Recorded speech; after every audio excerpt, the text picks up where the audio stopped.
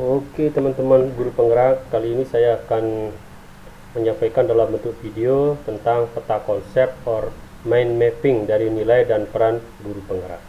Seperti apa penjelasannya? Oke, kita lihat ya, ini masih loading. Jadi karena menggunakan mind map, laptopnya spek rendah, agak lolat ya. Oke, di sini guru penggerak ya, GB PPI, guru penggerak berbagi ilmu. Oke, nilai yang perlu dimiliki adalah seperti ini. Apa saja nilainya? Ini agak cepat ya, karena aplikasinya menurut saya harus ngomong cepat. Reflektif. Oke, reflektif. Yang pertama itu adalah reflektif. Nilai dan peran guru penggerak, ini profil saya. Oke, berikutnya reflektif. Oke, di sini lengkap dengan gambarnya ya. Artinya memetakan keuntungan dan kerugian proses pembelajaran. Jadi kita harus petakan, kita harus gambarkan apa sih keuntungan dan kerugian dari proses pembelajaran yang sudah kita lakukan, baik secara internal dan eksternal. Kalau eksternalnya itu tindakan reflektif terhadap visi dan misi dari proses pembelajaran akademik dan non akademik di sekolah kita. Nah, di sini aksi nyata saya selama 3 tahun menerapkan konsep dari guru penggerak yang sudah saya dapatkan di pendidikan ini. Lanjut, berikutnya inovatif.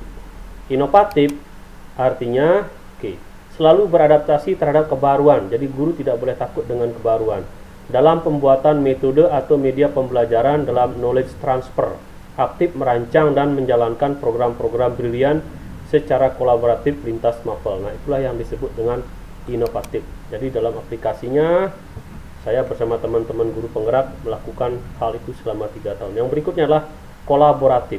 Kolaboratif atau bahasa gampangnya adalah kerjasama. Kolaboratif di sini saya gambarkan dengan shaking hand. Artinya kita deal, bekerja sama dalam keragaman demi sebuah kesatuan. Menjalin komunikasi dan kerjasama dalam menyusun dan menjalankan program akademik dan non-akademik. Itulah yang saya lakukan. Berikutnya mandiri. Mandiri, seperti apakah tindakan mandiri tersebut? Selama melakukan aksi nyata, saya mengembangkan diri. Ini untuk belajar sepanjang hayat. Artinya tidak ada limited time untuk seorang guru, baik senior maupun junior harus tetap belajar ya. Karena belajar itu adalah tuntutan atau kewajiban bagi seorang guru dalam pelaksanaan proses belajar mengajar. Di sini berpihak pada murid. Nah, aksi nyata berpihak pada murid yang saya lakukan selama menerapkan aksi nyata tersebut. Yang pertama adalah bergerak dengan mengutamakan kepentingan murid sesuai bakat kodrat alam dan zaman. Artinya menerapkan kemerdekaan belajar dengan konsep flipped classroom blended learning. Jadinya ini adalah sebuah media pembelajaran yang sangat bagus, di mana bisa memerdekakan siswa dari kedua kodrat alamnya tersebut dan zaman. Dan yang lebih kerennya lagi, itu tidak ada batasan waktu dan tempat. Jadi anak-anak bisa belajar secara sinkronus dan asinkronus. Artinya kalau asinkronus itu bisa berupa online, di mana mereka bisa belajar online secara kelompok maupun mandiri, tidak ada batasan waktu dan tempat. Itulah kemerdekaan yang saya berikan kepada anak terkait aksi nyata saya selama menerapkan pembelajaran yang diberikan oleh konsep Ki Hajar Dewantara.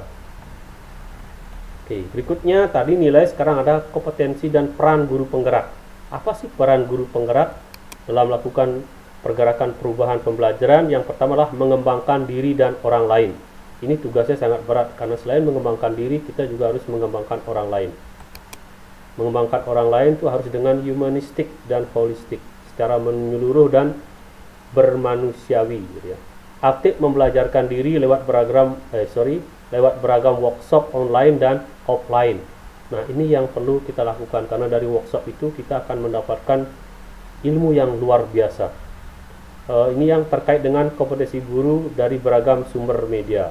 Aktif membelajarkan diri terkait 4 kompetensi guru dari beragam sumber media. 4 kompetensi guru itu adalah kompetensi pedagogik, kompetensi profesional, sosial, dan mandiri. Kalau pedagogik itu terkait dengan media dan metode pembelajaran. Jadi ada yang metode digital, ada yang metode manual. Itu sesuai dengan tuntutan kompetensi zaman abad 21 ya. Kita harus tetap adaptif. Berikutnya, kalau yang profesional juga sama. Kalau yang profesional ya terkait mapel yang kita ampu. Berikutnya, mampu menjadi teman belajar, rekan sejawat. Nah, ini yang penting. Karena apa? Tugas seorang guru penggerak harus bisa selalu berkomunikasi sama teman-teman, baik semapel maupun lintas mapel, untuk selalu berbagi, ya, berbagi ilmu. Oke. Berikutnya, memimpin pembelajaran. Nah, inilah tugas yang sangat berat, aksi nyata yang harus kita lakukan di sekolah tempat kita mengajar, yaitu memimpin pembelajaran. Artinya, mampu menerapkan konsep AMONG dalam setiap kegiatan akademik dan non-akademik. AMONG itu adalah ing arso sung tulodo, ing madio mangunkarso, tutpuri handayani, dan trikon. Kontinuitas, konvergen, dan konsentris itu yang harus tetap kita laksanakan dalam membangun visi dan misi sekolah, baik secara akademik dan non-akademik, dalam kolaborasi, dalam tindakan kolaborasi untuk sebuah aksi nyata.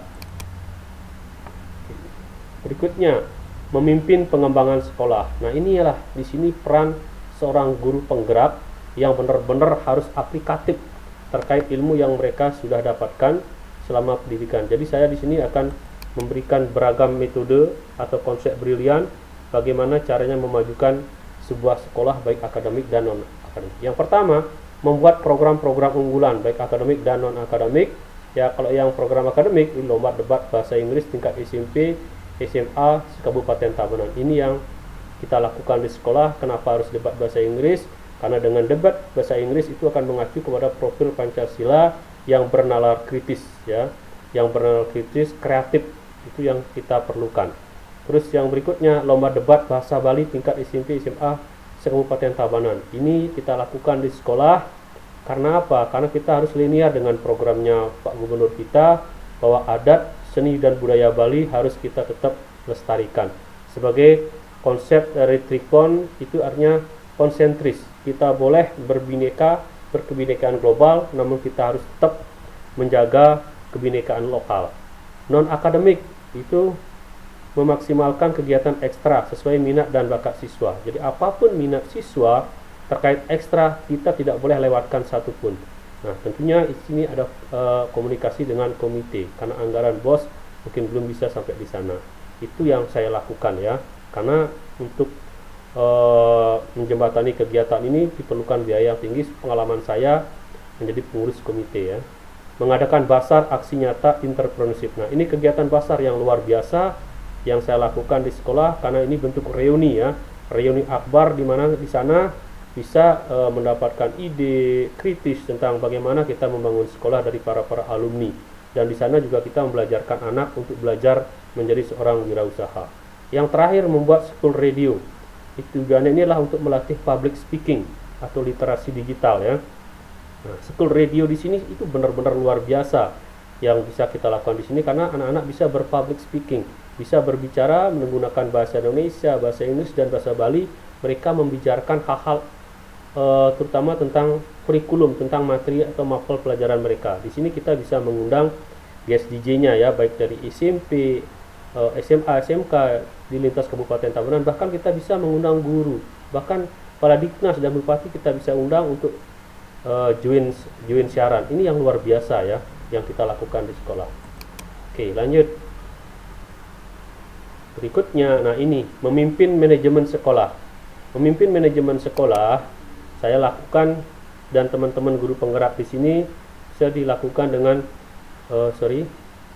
berani, mandiri, dan berkolaborasi dalam memimpin atau menjadi pemimpin dalam salah satu kegiatan akademik dan non-akademik, seperti menjadi ketua pembina OSIS. Nah, itu bisa sudah kita lakukan, ya.